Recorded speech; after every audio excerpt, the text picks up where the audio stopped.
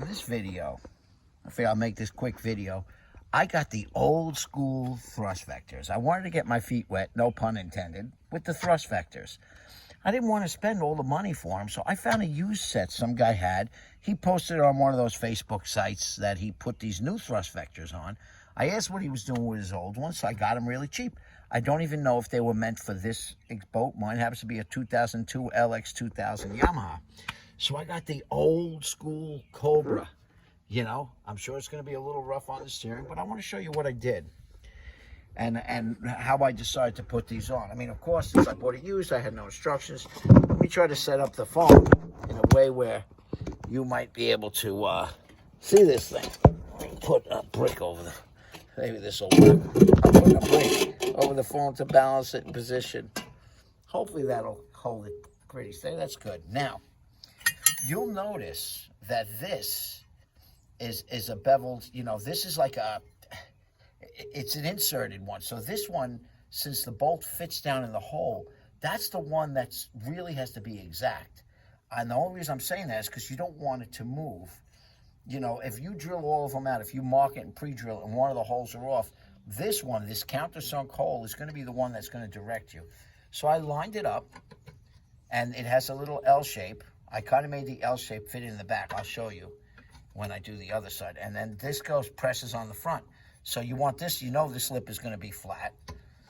Okay, and I lined it up. Now we get it close. Close. And that's pretty good right there. Okay, so let's go with the countersunk. And I never recommend drilling at your hands, but I'm so used to it that it's not going to affect me at all. Now, I'm going to take my countersunk hole. I can't tell you what size Allen key this is. I just know that my American set did not fit. So, actually, it's very close to, well, it's close to this whatever that is, 1/8. I'm not even sure, but it doesn't fit correctly. So I put the countersunk one in first. And listen, people, I'm not a mechanic.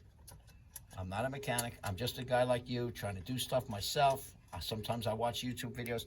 Now you see I placed that one in. Looks like it's in a pretty good position. So what I'm going to do is I'm going to snug it up a little. And this one happened to be a number 10. And I'm going to snug it up a little. And I still don't have the exact size on this wrench. Actually, I think I do. This one says 5/32. So it's very close to what this one is. It's not quite exact. There's a little bit of play. Now I'm tightening it up, but not a lot. Just enough where it won't move. Just like that. Now I'm going to quickly drill this back one. Too quick. I went at it too hard.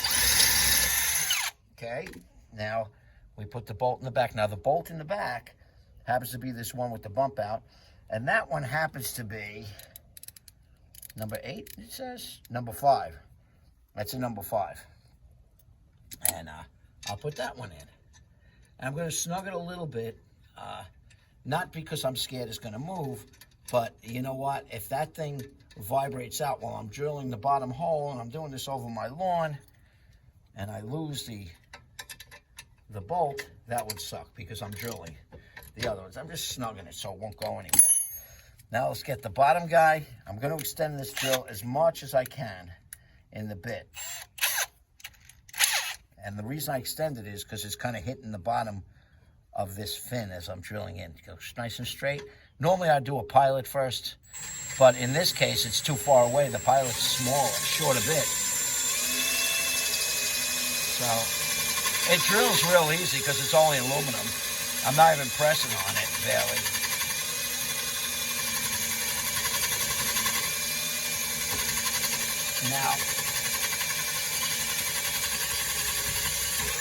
Now I'm not going to take you through doing the other half of this one because you don't need to see all that boring stuff, but I will show you how I lined it up. It's the same on the other side. And you know what? I think I could grab the steering and turn it. I can't. I was the guy, look at my last video where I had to figure out my steering got stiff on me, you know, and so what I did was I did that, forcing the transmission fluid up the line, and that was kind of an interesting, it worked, it really worked. Now, I used the boat since then, only one time, but we went out for a long day, and it definitely worked. What I am concerned with is, when I put these on, that might be the difference where I'm going to be like, well, you know what? I better replace this. This ain't working out for me, which could very well happen. You know, so that could happen. I don't know. I know I could see by the way these are designed that there is definitely going to be, you know, the newer thrust vectors, from what I've seen, come out of the water when you go off on plane. I don't know how good this is going to be having this thing sticking in the water. I think I'm going to get a lot better steering than before at high and low speed. The problem I was having was one impeller must be a little beat up on the boat, and it doesn't want to turn that way as well as the other way. So I'm thinking that I need an impeller replacement or the housing replacement. Okay, I didn't even kill it, but that gives you an idea. Okay, so that's how it comes out when you're done. Cobra jet steering. So, and now I'm just gonna say I got that side done. That was quick. I mean, you just saw me do 1/2 from scratch, so that was 1/4 of the job from scratch.